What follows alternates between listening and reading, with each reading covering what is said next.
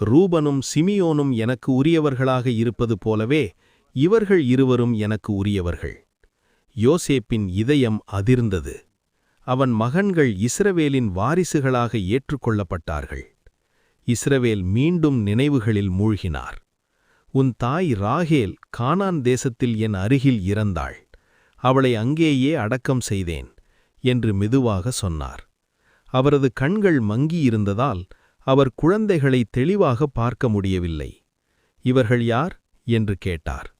யோசேப்பு பதிலளித்தான், இவர்கள் தேவன் எனக்கு தந்த என் மகன்கள். அவர்களை எனக்கு அருகில் கொண்டு வா, நான் அவர்களை ஆசீர்வதிப்பேன் என்றார் இஸ்ரவேல். யோசேப்பு அவர்களை அருகில் கொண்டு வந்தான். வயதான தந்தை அவர்களை அணைத்தார், முத்தமிட்டார். அவரது உள்ளம் தேவனின் வாக்குத்தத்தங்களால் நிரம்பியிருந்தது.